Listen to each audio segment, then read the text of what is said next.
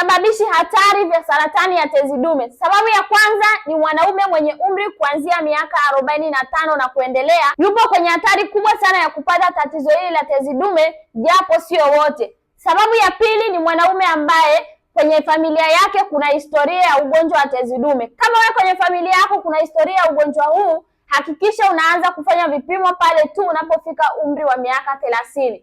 Sababu nyingine ni pale ambapo mwanaume unapitia changamoto ya maambukizi ya mara kwa mara katika tezi dume. Hapa nazungumzia magonjwa ya UTI pamoja na magonjwa ya zinaa.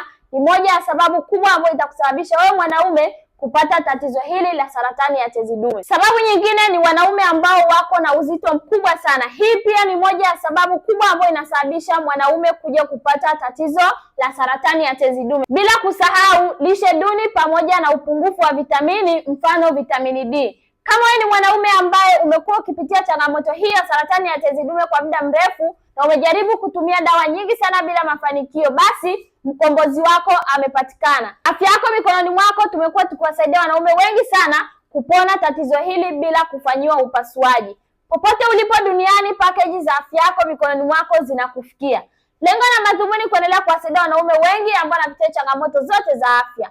Chukua hatua sasa kwa kupata package bora kutoka Afya Yako Mikononi Mwako.